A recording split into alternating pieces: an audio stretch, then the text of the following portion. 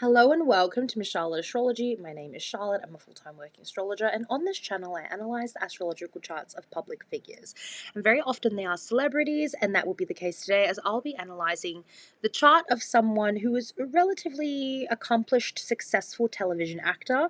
And you probably know him best as Phoebe's love interest in Charmed. He played Cole the Demon. And my personal favorite, there was a show called Nip Tuck, and he played a very poorly behaved plastic surgeon. It was such a good show, so trashy. It's like, mwah, go watch that show. Fantastic television. It's everything you want in a show. Of course, I'm talking about the late, the great Julian McMahon. So he passed away a couple of days ago, very quietly and very suddenly. We didn't see this coming. Apparently, he had a very short illness. He had cancer. It was very sad. And I just thought, he had so much mystique around him. Nobody really knew who he was. We know he was beautiful and he was very good at playing bad boys. But other than that, there's not a lot like that we know about him. So I thought this chart reading might be a very fitting tribute to him, and also just an opportunity to understand him a bit more. So I do hope you enjoy this. Before I dive in, I just want you guys to know I do have a class at the end of the month. It's on the 25th of July, depending on your time zone, and it will be on the ascendant. So planetary aspects to the ascendant, planets in the first house, and all the signs of the zodiac on the ascendant, so different rising signs. And of course, I will be having a look at celebrity case studies and examples to illustrate my points. It's a 2-hour class, a 45-minute presentation, 75-minute Q&A. And if you attend, you get a recording, a copy of the presentation and the Q&A, as well as a workbook designed by me with answer pages and a copy of the slideshow. So if this interests you, you'd like to know more about the ascendant or the first house, you'd love to pick my brain and ask about your own chart, I'd love to see you there. The links are below. And I do still do readings at the moment anyway. So I do 15-minute MP3 readings, a recording of my voice analyzing your chart. I do full chart readings, synastry readings, transit readings, and then I also do 5-minute focused readings for specific areas of your life or your chart, and also astrocartography. And then I do have YouTube members. It's just one tier. It's £5 a month where I post extra content. And if you don't want to do any of that, just please like, subscribe, comment, click the bell. And it's a great way to support me and helps me with the algorithm. So thank you so much for your support thus far. I really appreciate it. Okay. Shall we talk about Julian McMahon, the most gorgeous man that has ever walked the earth? He was gorgeous. I feel it's a Leo man thing. Like, you just big chested, hyper masculine, just gorgeous. Let's have a look here. So he was a Libra rising, which is also super gorgeous. And then he had a sun, Venus, and the moon in Leo. And then he had midheaven in Cancer with Mars and Mercury. Okay, so there's so much going on here because he's got this very messy 7th house that we need to talk about as well. But anyway, let's talk about his public persona because a lot of his placements are at the top of his chart anyway. All right. Gorgeous. This is a man that had to do things differently, even though he's a lot of Leo. It's in the Aquarius house. So he's what I call an Aquarian Leo.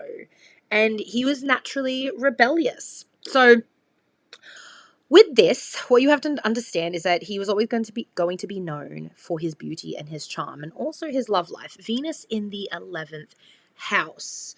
Now, he's someone that loved a grand gesture. I think he was very idealistic when it came to his partners, and he loved beautiful women. He had a type. He was with Danny Minogue in the early 90s. He had that actress from Baywatch. I think he married her for a time. Shortly after that, while he was going through a divorce, he had an onset affair or relationship rather with Shannon Doi, and I think then he got married again. So he's been married at least 3 times and has had relatively public romances. So Venus in the 11th is public romance, falling in love with your colleagues, and he did that a few times. Certainly with Shannon, with Danny, who he worked with on Home and Away. Now, the moon in the 11th, there's a bit of a disconnection from his mother. I know they had a complex relationship, and I know that his mother was one of the reasons why Danny and Julian had that divorce. But his mother was a famous socialite. So it's really interesting that the moon, which represents the mother here, is in Leo, which is a very performative, glamorous sign. Like, his mother was a bit of a fashionista, a bit of a fashion icon in her day. Yeah, and then having the moon in the 11th shows some kind of disconnection from the mother. And certainly the square here with Neptune. Was his mum crazy? I don't know much about his mother. I just knew that she was a very beautiful woman. She wore some nice clothes. And yeah, she was some kind of Australian socialite and married his dad, who was the prime minister for a few years in the 70s. That's what I know.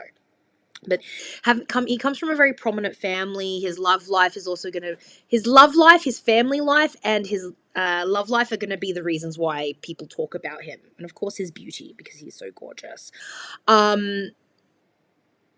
Neptune squaring Venus is delusionally in love. I mean, Venus and Leo are delusionally in love anyway. I also feel like that's the reason why he fell in love with quite famous, beautiful women.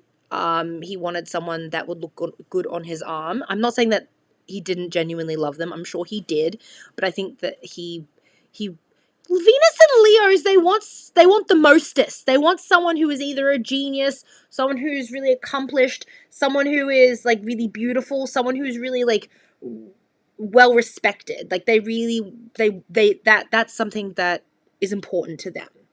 Right? That kind of plays into the romance a bit. But yeah, I do think he was delusionally in love quite often with this square, falling in love with people that it was never going to work out. It's very hopeful, which is a little bit dangerous. Now, that moon in the 11th also tells me that he was looking for intimacy in very public spaces. That's hence the disconnection from the mother. Not to say that his mum didn't love him or he didn't love her or anything like that, but he feels most at home with his colleagues. He has a 4th house in Capricorn with nothing in there. It's like he has, I don't say he's no interest in family. I just feel like this is not a very soft, warm place to rest your head. The 4th house is meant to be a comfortable house. It's meant to be family and the mother and all, but it's got Capricorn. Libra risings have a really hard time because a lot of the time they have an IC in Capricorn, and where you rest your head, it's asphalt,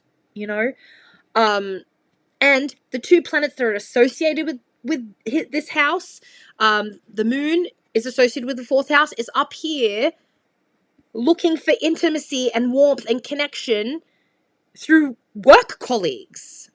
It's like he has chosen family. Yes, he has his own family, but the people that he's closest to are his work colleagues, the network.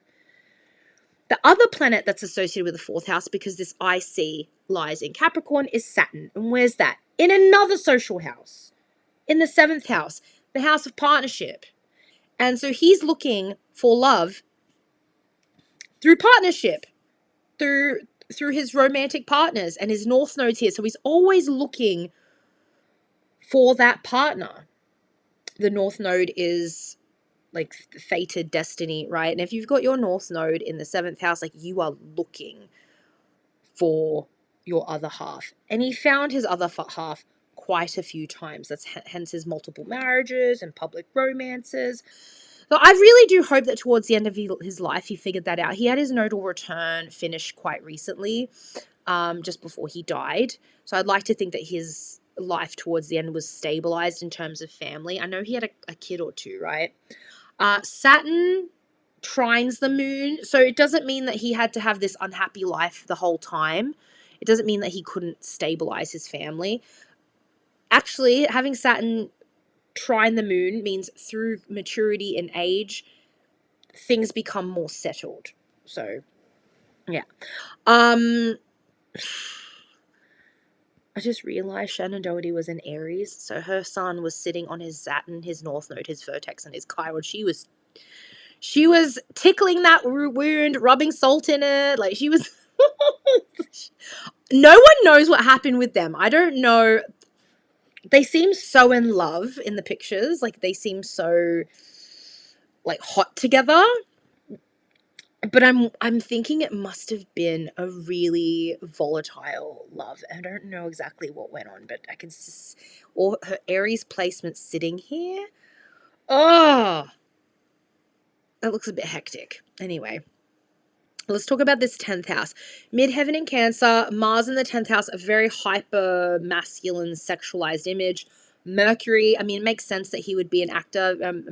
Mercurial 10th houses, Mercurial midheavens, they do well in work where they have to speak publicly or perform. That makes a lot of sense. Certainly with Mars and Mercury together, playing characters with a sharp tongue. I definitely saw that in Nip Tuck.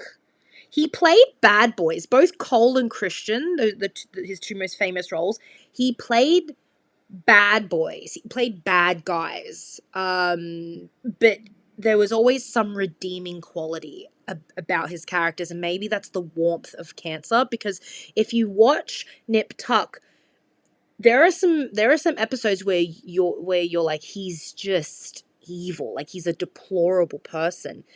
And then the next moment, he reels you back in with his warmth and his compassion and his kindness. Especially when the episodes that involve children. There are like go watch Nip Tuck. This is a perfect, because the Cancer midheaven with the Mars and the Mercury makes so much sense. There are scenes in Nip Tuck where he's very gentle and kind and compassionate with children. He hates everybody else, but he's very good with children. So, yeah, I think that was like his best role, actually, in Nip Tuck. But yeah, certainly having Mars in the 10th house is, even though it's in a feminine sign, it's hyper masculine. And the sentimentality in his roles, even if he plays bad boys, even if he plays villains and anti-heroes, there's always like a softness and a warmth there that has you you forgive him. You forgive him every time. And he's also just gorgeous. Now, I am wondering if everything's alleged. I don't know anything about this man, but he's got a lot of 12th house placements. He's got Jupiter, he's got Pluto, he's got Uranus. The man had vices, and I don't know what they are. But certainly living in Los Angeles, like being this gorgeous Australian man that lived half of his life in the United States, looking the way he did, I bet there were vices at his fingertips that he was engaging in quite often. Lots of vices, potentially, I don't want to say addictions, but that's a lot. 12th house, Jupiter, Pluto, Uranus. What was he doing? There are some nefarious behaviors here, and I don't know what they are, and I don't want to get into it, but Julian, you're up there, and you know what I'm talking about. Now, Libra rising, so charming, so gorgeous. Butter wouldn't melt in his mouth. The South Node on the Ascendant is relying on physical appearance a lot. There is this misconception that people with heavy first house are very selfish people. Not all the time. And my friend Michelle, and if she watches this, hey, she said this. She's like, sometimes a lot first houses, or even South Node in the first house, they're people that are very connected to their body, because the first house is associated with a physical appearance and the body. And that was the reason why he became as successful as he was, is because he was gorgeous. You could tell that he lifted weights quite regularly, So, and also with him being Libra rising, this is something that I observe with Libra risings, they're constantly in relationships. That's a generalization. I'm sure there's Libra risings out there who have been single for a long time. But generally, what I see with Libra risings, because the first house, if your first house is in the sign of partnership, then you're going to be a little bit needy. And I think with the South Node in Libra, he was in relationships that he could project onto, like that doesn't sound right. He was with partners that reflected some aspect of himself, like I think, yeah, there's a little bit of projection on there. But yeah, Libra risings, they tend to be, they need relationships. Libra is the sign of partnership. But the first house is the Aries house of individuality. So if your first house of individuality is in the sign of other people, then yeah, you're gonna be in relationships quite often. So yeah, the South Node on the ascendant, very connected to the physical body. As he moves towards his North Node and he tries to share his life with another person, it becomes more volatile. Because the vertex is here, which is another fated point in the chart, right? It's another calculated fated point. Fated relationships, wounded relationships. Chiron is here. Saturn is here, which is like karmic relationships. That's why he was on this carousel of relationships. And then I'm wondering how. Yes, I did look, and I did look at Instagram to see if Shannon and he followed each other on Instagram, and they didn't. And you don't that's okay. People don't have to be friends with their exes. I'm certainly not, but yeah, that's yeah, I don't I just have a feeling that him and Shannon had a big blow up. Anyway, may they both rest in peace. By the way, I have this feeling, and I don't have to, this is all alleged. I'm not telling the truth nor lies, but I got a feeling that he did some messiness with Alyssa Milano and Shannon. I've got this feel. Is that the reason why the set of Charmed was so complicated? Have you seen his chemistry with Shannon? Have you seen his chemistry with Alyssa? It's very strong. It's palpable. And there's like interviews with Alyssa like boasting about kissing him and all of this. I'm just like, okay. And then Alyssa was dating the guy that played Leo. It's hella messy on that set. It was hella messy. All right. So let's have a look. Oh, this is Neptune. I know this is Neptune in the second house. His money, I wonder if his money was very up and down. It's pretty nicely aspected Neptune with Mercury and Mars in the 10th house. So I feel like if he tapped into something creatively, he did really well. He made money from creative projects. Because he was an actor. Not the best for his love life, but if he could find a role that he could like psychically tap into, like I think a great example of that is a character like Cole or Christian. He did really well. But it is still a bit volatile. I don't know. He made a couple of movies towards the end, didn't he? He recently put out a film with Nicolas Cage. I need to go watch that. It looks quite interesting. He did like I think it's a small Australian film with Nicolas Cage where he plays yet another villain. So, but if you got Neptune in the second house, money can be a little bit up and down. It's a water planet, sometimes the money goes out with the tide and it comes back again. But overall, it's pretty nicely aspected, and I don't know much about his finances, but it's not the easiest placement. Thank goodness it's, like, overall well aspected. Saturn does square Mars as well. Saturn squares Mercury. You know what? I feel like at work he was really good at communicating. Like, he's a great, like, to work with. He took instruction. He was cooperative. He was charming. Not in his relationships. Saturn is a planet of karma. And so when it squares these personal planets, the planet of communication, and then the other planet is of sex, it gets complicated. Over here, he's lovely. He's lovely to work with, to be like Shannon Doi when she met him, Danny Minogue when she met him on the set of these TV shows. Oh my God, he's so lovely. He's so charming and that's genuinely who he is, but it's all part of the job, performative. Like that's where his talent lies. But when you get with him, when you go from being a 10th or 11th house relationship to a 7th house, that's where things are very, very different. So yeah, that looks a little rough. By the way, Danny Minogue, she's a Libra. So she would be on his south node. Shannon would be on his north node. Anyway. Guys, that's all I got for you, really. Oh, wait.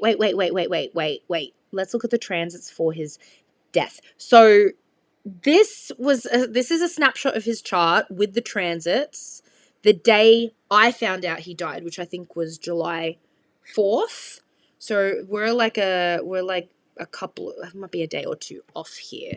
But I think he died when the moon was either it would have been in Libra. The moon was in Libra. Mars and the south node were in his 12th house. The north node in the 6th house of health. And then, of course, he was at the very beginnings of his Saturn return. That sucks. That's too early. He died right just right as he started his Saturn return. Of course, it was his Chiron return. Neptune's entered in here. Like, there's just so much going on that north node, dragging him to his destiny. I'd like to think that towards the end, he had a very peaceful situation, like a peaceful resolution, because this looks rough. That's rough. Very rough. Yeah. And Venus and Uranus are sitting here on that Lilith. And then the Sun and Jupiter are going through the 10th house. I see a lot of that when I see celebrities passing away. There's a lot of transits on the midheaven, like they're very, very busy. And you know what? This is just coming off that that new moon in Cancer. I know that was like a week-ish ago, or 2 weeks, coming on to 2 weeks ago. But I'm wondering what happened that night, because I'm wondering what happened, because that also looks quite rough. Anyway.